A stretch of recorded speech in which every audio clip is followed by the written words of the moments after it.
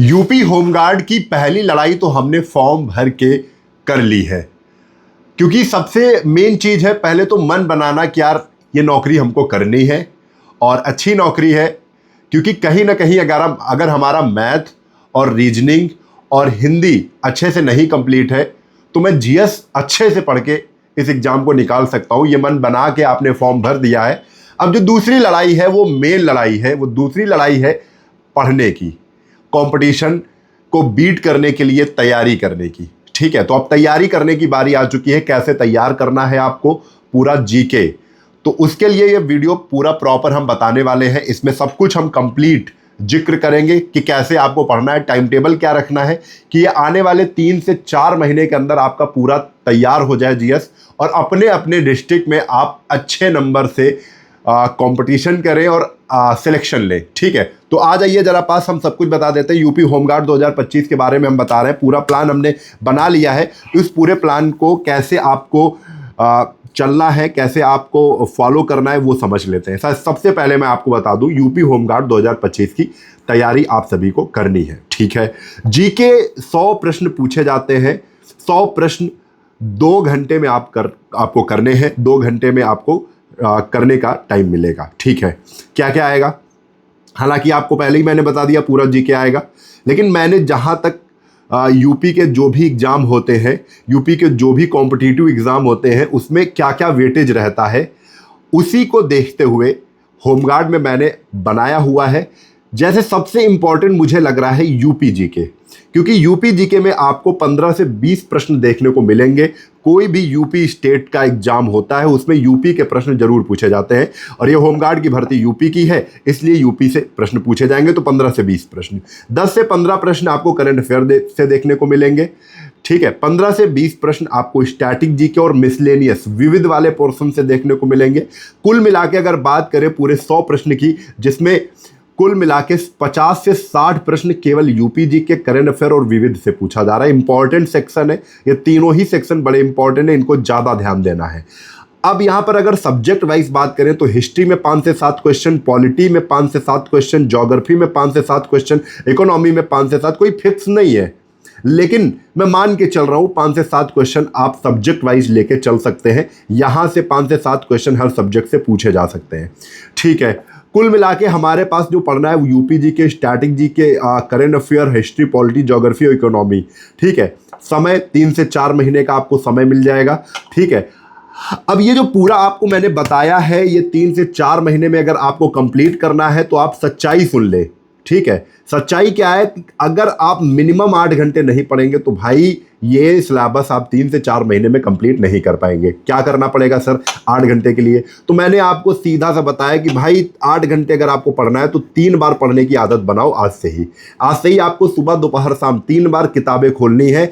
3 बार अगर 2-2 घंटे भी खोलते हो तो 6 घंटे होते हैं, लेकिन अगर 3 बार 3-3 घंटे अगर आप पढ़ने के लिए बैठ जाते हो, 3-3 घंटे अगर आप पढ़ने के लिए बैठ जाते हो तो 9 घंटे हो जाते हैं बेटे। कितने घंटे हो जाते हैं? 9 घंटे हो जाते हैं। आपको सुबह 3 घंटे बैठना। अब ये भी लग रहा होगा बच्चों को थोड़ा सा और घुसते हैं हम टाइम के अंदर।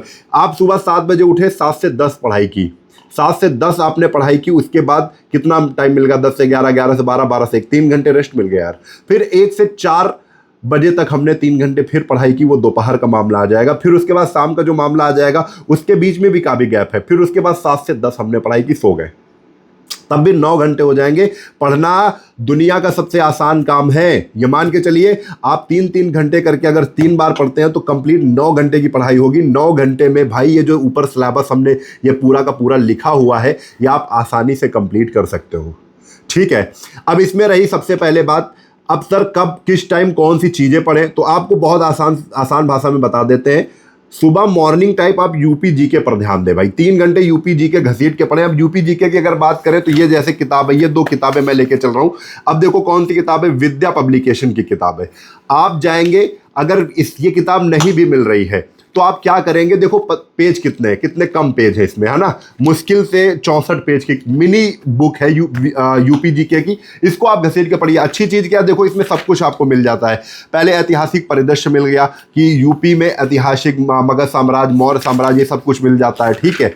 फिर राजनीतिक परिदृश्य यहाँ पर आपको मिल गया, ये कंप्लीट करेंगे। अच्छे अच्छे क्वेश्चन है कि उत्तर प्रदेश का स्थापना दिवस 24 जनवरी, उत्तर प्रदेश की राजधानी 1921 से लखनऊ, राजकीय पक्षी कौन सा है, सारस है, देश में सर्वाधिक लोकसभा तथा राज्यसभा की सीटें कौन सी, उत्तर प्रदेश, ऐसे करके। फिर उत्तर प्रदेश में राज्यपाल संयुक्त आज़ादी से पूर्व कैसे रहे, आज़ादी के बाद के राज्यपाल, मुख्यमंत्री मिल जाएंगे, ये सभापति मिल जाएंगे। मतलब फैक्ट वाइज ये बुक होती है जो जल्दी से मंडल एवं जनपद, प्रमुख जनपदों के मुख्यालय कि कुशीनगर कौशाम्बी का मुख्यालय कहाँ, ये पूछे जाते हैं। प्रमुख जनपद के मुख्यालय जरूर आपसे पूछ लिए जाते हैं कि अमेठी का मुख्यालय कहाँ है, तो गौरीगंज में, ऐसे करके, ठीक है। महत्वपूर्ण तथ्य फैक्ट वाइज आपको वन लाइनर मिल जाता है। ऐसे करके आपको कम पन्नों वाली किताबों को ही आपको चुनना है। परियोजनाएं मिल गई, प्रमुख झीलें मिल गई, उत्तर प्रदेश के प्रमुख बांध मिल गए। ऐसे करके आप ये 3-3 घंटे अगर आप पढ़ेंगे तो यार ये किताब, जानते हो आप अगर 4-4 पेज भी कर रहे हैं तो कंप्लीट कर लेंगे। फिर उसके लिए ऑब्जेक्टिव भी पतली ही किताब कोई लीजिए, क्योंकि जब आप कोई कम पन्नों की किताब लेते हैं तो उसमें मुख्य मुख्य सवाल ज़्यादा मिल जाते हैं जो रिपीटेड होते हैं, ठीक है। आप ये सब जैसे क्वेश्चन है आपके यहाँ पर कितने सब्जेक्ट वाइज हैं, 1 से लेकर 16 तक, ये भी तुम्हारा क्या है, विद्या की ही। आप मार्केट में जाएंगे तो ऐसी पतली पतली किताबें कम पन्नों की मिल जाएंगी।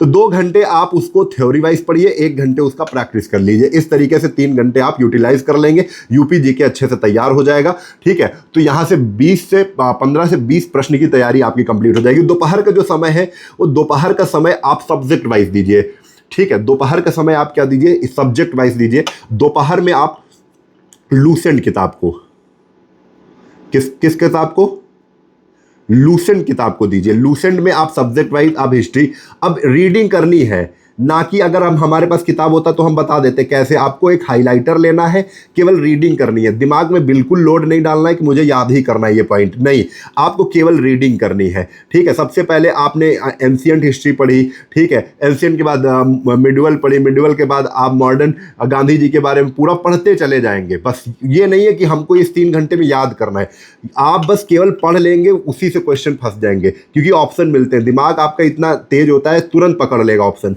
ठीक है। इसके बाद शाम को क्या करेंगे, शाम को आप लूसेंट नहीं पढ़ेंगे, शाम को क्या करेंगे आप, शाम को स्टैटिक जीके में टाइम देंगे। क्या देंगे, स्टैटिक जीके। अब स्टैटिक जीके आपको जानते हो राघव सर ने यूट्यूब पे पढ़ाया है, उसको भी ढूंढ सकते हैं। और अगर वो नहीं मिल रहा है तो आप लूसेंट के जो पीछे का विविध वाला पोर्शन है उससे आप कंप्लीट कर सकते हो। मिसलेनियस क्वेश्चन सारे मिल जाएंगे। तो लूसेंट से ही आप स्टैटिक जीके कवर कर सकते हो और ये वाला पूरा पार्ट कवर कर सकते हो। बात आती है केवल करंट अफेयर्स की, यही बचती है। देखो पढ़ने का हमने बता दिया, यूपी जीके के लिए स्पेशल ऐसी किताब है, स्टैटिक जीके के लिए लूसेंट ही पर्याप्त है, और नहीं तो राघव सर के वीडियोज़ हैं उनको पढ़ लेना, ठीक है। इसमें डे भी पढ़ने, प्रमुख दिवस भी इंपॉर्टेंट है। फिर इसके बाद ये वाला पोर्शन भी आपको लूसेंट से ही पढ़ता है, लूसेंट से ही पढ़ना है सब्जेक्ट वाइज, जो कि आप दोपहर में पढ़ लेंगे। फिर सर बच्चों को अभी मॉक टेस्ट लगाना चाहिए होमगार्ड का। मॉक टेस्ट के लिए आपको हम बता रहे हैं जब आपका 1 महीना बचेगा, ठीक है, 1 मंथ में आपको मॉक टेस्ट चालू करेंगे, ठीक है, तभी पढ़ना है। अभी आपको पूरा फोकस करना है कि ज़्यादा से ज़्यादा सिलेबस कंप्लीट हो जाए। सबसे इंपॉर्टेंट चीज़ हम आपको बता दें कि करंट अफेयर भी आपको यूट्यूब से ही पढ़ना है। इसके लिए आपको ये नहीं करना कि डेली का करंट अफेयर पढ़े, नहीं, डेली का करंट अफेयर आपको बिल्कुल नहीं पढ़ना है। आपको मंथ वाइज करंट अफेयर पढ़ना है कि जैसे आपने कोई वीडियो देखा कि 200 प्रमुख सवाल जनवरी माह के, ऐसे जनवरी माह के 200 प्रमुख सवाल, फरवरी माह के 200 प्रमुख सवाल, ऐसे आप यूट्यूब पे जाके बहुत कंटेंट पड़ा हुआ है। सबका करंट अफेयर सेम होता है, क्योंकि करंट अफेयर मुख्यतः जो घटनाएं घटित होती हैं उन्हीं पर आधारित होता है और सबका सवाल सेम रहता है। तो मंथ वाइज आप करंट अफेयर 1 साल तक की, पिछले 1 साल तक की करंट अफेयर को आप रिवाइज करेंगे, लिखेंगे। नोट्स वोट्स कुछ नहीं बनाना है, कहीं पर मैंने ये आपसे नहीं बोला है कि नोट्स बनाना है। आपको रीडिंग करनी है, पढ़ना है, रीडिंग करनी है, पढ़ना है, कहीं पर नोट्स नहीं बनाना है, कुछ भी कंप्लीट नहीं करना है। केवल बच्चों आपको पढ़ना है, याद भी नहीं करना है, केवल रीडिंग करनी है, ठीक है। तो ये पूरी की पूरी जो भी बच्चे फॉलो कर लेंगे 3 महीने तक, उसके बाद हो सकता है, मैं तो चाहता हूँ अभी समय मिल जाएगा, ठीक है, अगर आप सुबह दोपहर शाम दोनों घंटे आप पढ़ाई कर लेंगे तो 3 3 बार पढ़ने से आपका सिलेक्शन बिल्कुल 100% हो जाएगा। तो ये मान के चलिए आप लोग जितने भी बच्चे हैं, मैंने पूरा का पूरा समझा दिया है। बस अब आप खुद देखिए कि मैं कितनी मेहनत कर सकता हूँ, क्योंकि ये जो वैकेंसी है इसमें जो मेरिट बनेगी वो डिस्ट्रिक्ट वाइज बनेगी, जिले वाइज मेरिट बनेगी। अब आपके ज़िले में कितनी नौकरी है वो आपकी किस्मत पर आधारित है कि किस्मत आपकी अच्छी है तो ज़्यादा वैकेंसी होंगी। जैसे कानपुर में सबसे ज़्यादा वैकेंसी है, उन्नाव में कुछ 700 या 800 वैकेंसी है। ठीक है, तो इस तरीके से ही आपको करना है। ठीक है, तो अच्छे से आप लोग पढ़िए और कमेंट करके बताइए और क्या जानकारी चाहिए, क्योंकि मैं आपके छोटे छोटे डाउट क्लियर करने के लिए यहाँ पर उपस्थित हूँ। वीडियो बनाता रहूँगा, अच्छे वीडियो बनाता रहूँगा आपका, जिससे प्रॉफिट हो, सिलेक्शन हो। जय हिंद।